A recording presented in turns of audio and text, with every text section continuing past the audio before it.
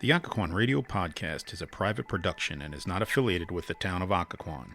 Opinions expressed on the podcast are solely those of its host and guests.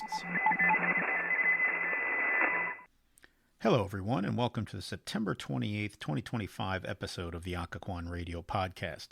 I'm your host, Ernie Porta, bringing you 10 to 15 minutes of irregular, unscheduled updates on things Occoquan and beyond. This episode will cover a few town updates, discuss the bridges at Occoquan in our history segment, uncover the first attempt to move the bridge to the eastern end of town in our rumor mill shredder entry, and close with upcoming activities in town. Make sure you don't miss an episode by searching for us on the podcasting app of your choice and hitting the subscribe button. Thank you for listening, and I hope you enjoy this episode of the Occoquan Radio Podcast. I want to begin the town updates by thanking everyone who participated in Occoquan's annual Fall Arts and Crafts Show this weekend. A special thank you to Tammy Hassett, Adam Lynn, Jessica Bastone, Jason Foreman, all the town staff, and the wonderful volunteers who so generously donated their time. The show would simply not be possible without all of your contributions. While the weather had us a little nervous, the show went very well, and I received numerous compliments from a variety of vendors, all of whom commented on how well the show was organized and how well they were supported by the staff and volunteers. A number of them said they had some of their best sales ever. So again, thank you all. I also want to formally bid farewell to our Deputy Town Manager, Matt Whitmoyer, whose last day was this past weekend. Matt is moving to Pennsylvania. We're grateful for his service the several years he was with us in Occoquan and wish him the best for the future. With Matt's departure, we welcome as Assistant Town Manager and Town Clerk, Megan Lubash. Last, I want to congratulate DeRocco's Restaurant on their one-year anniversary this week. DeRocco's is an Italian restaurant located at 301 Mill Street at the site of the old Virginia Grill. With a great chef, the food is superb. The service and atmosphere are excellent, and even the owners aren't too bad. If you haven't already, please give DeRocco's a try, and if you are a return patron, take a moment to congratulate them on their anniversary and thank them for opening in Occoquan. The subject of our history segment this episode is the bridges of Occoquan. A number of you are probably familiar by now with how in June of 1972, Hurricane Agnes destroyed the almost 100-year-old one-lane bridge that used to bring Route 123 through the streets of town. In the aftermath of Agnes, the Route 123 bridge we have today was built at the eastern end of town, and a footbridge was constructed on the site of the old bridge at the western end of town. But what of the earlier bridges across the Occoquan? The first bridge across the river was built at the behest of Nathaniel Ellicott and Isaac McPherson, who on November 23, 1795, submitted a petition to the Virginia House of Delegates requesting permission to build a bridge at, quote, that part of the river where the mills by the name of the Occoquan Mills are erected, end quote. As you may recall from our September 21st episode, before Ellicott and partners successfully chartered the town, it was known to many as Occoquan Mills. As the rationale for a bridge, they cited its convenience for travelers generally, particularly in the winter season when the ferries downstream faced a frozen river, and specifically for those from Loudoun County and parts of Fairfax County who had business to transact at the Dumfries District Court. Noting the cost of building and maintaining such a bridge, they also requested permission to charge a toll for persons, horses, and carriages.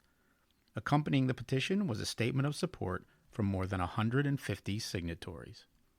The Virginia House of Delegates viewed the petition promptly, and at the same time also considered a request from Thomas Mason to also build a bridge across the Occoquan River, his closer to the mouth of the river at Colchester.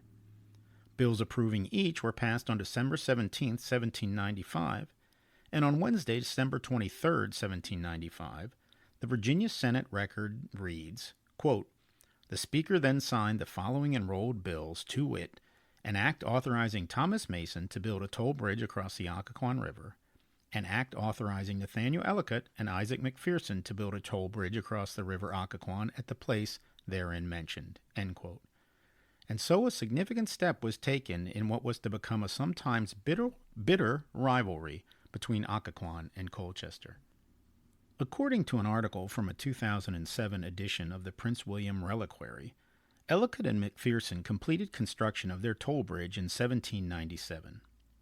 As recounted in earlier episodes of this podcast, Ellicott then proceeded to charter the town of Occoquan, and then shortly thereafter in 1805 opened a new road that bypassed Colchester and connected to his bridge across the river at the newly founded town of Occoquan, an action that led to harsh recriminations from supporters of Colchester and disputes about post roads that ultimately reached the Ninth Session of the U.S. Congress.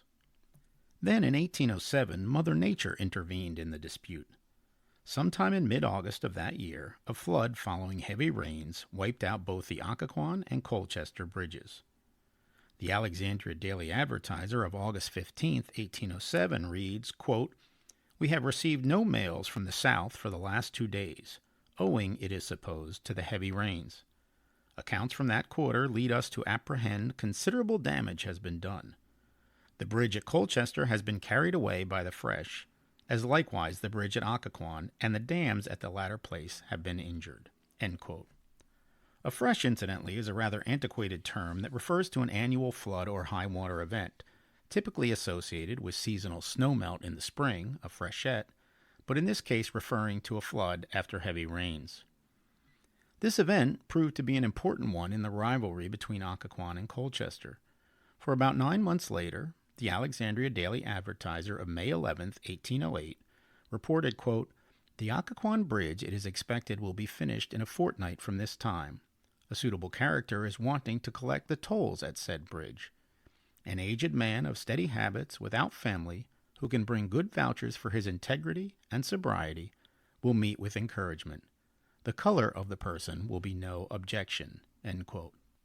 Then the same newspaper reported a short time later, on May 20th, 1808, quote, "We are authorized to state that the Occoquan Bridge is finished and ready for the accommodation of passengers." End quote. While the Occoquan Bridge was thus rebuilt, it appears the bridge at Colchester was not. This was an important factor in what was ultimately to be the disappearance of Colchester. While it would seem likely that subsequent floods would damage if not sweep away the Occoquan Bridge, there are no readily available contemporaneous accounts I could find indicating any such event. In fact, the next report on the destruction of an Occoquan bridge occurred in May of 1861. Although we generally mark the start of the Civil War with the firing on Fort Sumter on April 12, 1861, Virginia voters did not ratify secession from the Union until May 23, 1861. It was then shortly thereafter, on May 28, 1861, that the Fall River Daily Evening News out of Massachusetts reported, quote, "The Occoquan Bridge has been burned by rebels." End quote. The story was picked up by other papers in Massachusetts, Maine, and Vermont, variously using the words secessionists and toll bridge. It appears that the bridge was not rebuilt for the duration of the Civil War. Then on June 22, 1874, the Washington Chronicle noted that, quote, "The project of rebuilding the Occoquan Bridge between Fairfax and Prince William counties has again been revived by the citizens of that neighborhood, and counsel employed to procure the necessary orders of the court." End quote. The Alexandria Gazette and Virginia Advertiser then carried a series of stories over the next several years recording the project's progress. On May 7, 1877, it noted the joint commission of the two counties met in Occoquan to make arrangements for proposals. On July 2nd of that year, it reported the committee in charge met to amend the contract to, quote, "embrace a full guarantee of the durability of the structure." End quote. On July 23rd, the paper explained that the bridge contract was approved, and about 6 months later, on January 21st, 1878, it said, quote, "The masonry for the proposed bridge connecting Fairfax and Prince William counties at Occoquan has been commenced, and is being pushed forward with vigor. It is not expected that the bridge will be ready for travel before next summer." End quote. That proved to be pessimistic, however, for on April 22, 1878, the Alexandria Gazette and Virginia Advertiser reported that, quote, "The masonry of the piers of the Occoquan Bridge has been completed, and the material for the superstructure will be ready in a few days. It is not thought that more than 20 days will be occupied in finishing the bridge after stringers and timbers are ready." End quote. And indeed, on June 15, 1878, the paper cited the Manassas Gazette as reporting, quote, "The new bridge over Occoquan Creek at Occoquan connecting the counties of Fairfax and Prince William has been completed. On yesterday, the commissioners on the part of the two named counties met at the bridge, accompanied by an engineer who was to test its strength and efficiency before it is received by the commissioners." End quote. This Iron Pratt Truss Bridge stood for almost 100 years until it was washed away by Hurricane Agnes in June of 1972. I encourage everyone who is interested in learning more about Occoquan history to visit Occoquan's Millhouse Museum and consider joining the Occoquan Historical Society. You can find more information at www.occoquanhistoricalsociety.org.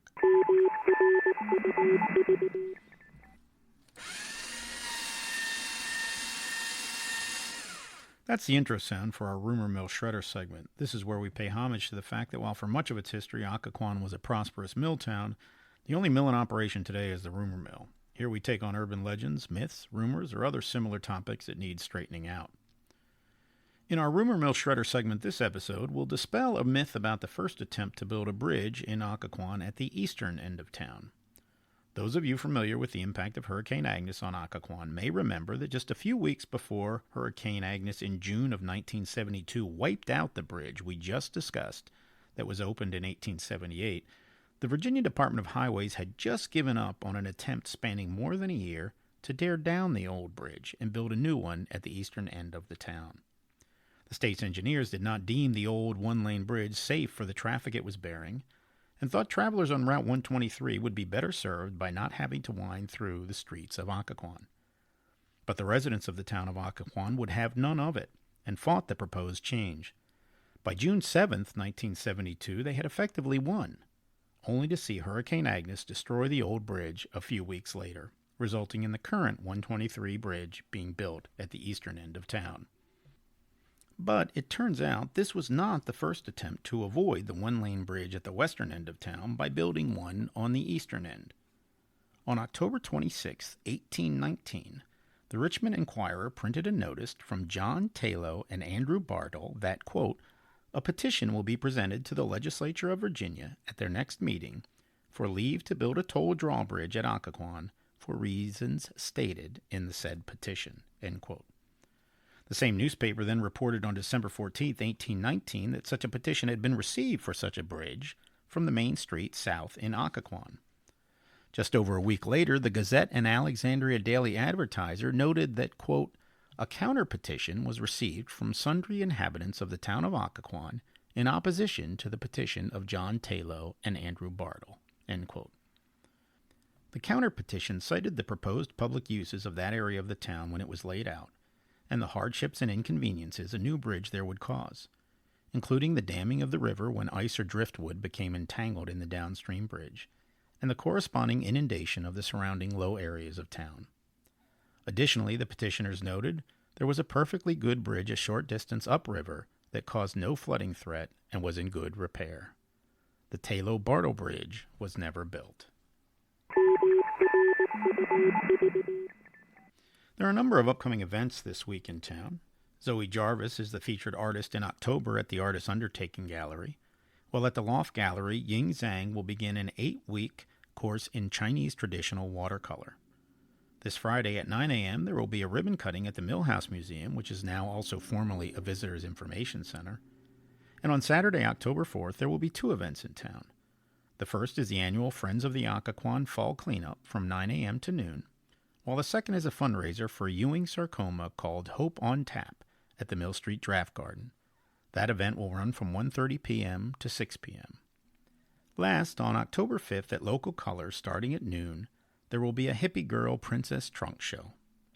For more information on these and other events in Occoquan, go to www.visitoccoquanva.com/events. Again, that's www.visitoccoquanva.com/events. That brings us to the end of this episode of the Occoquan Radio Podcast. Make sure you don't miss an episode by searching for us on the podcasting app of your choice and hitting the subscribe button. I'm your host, Ernie Porta. Thank you for listening.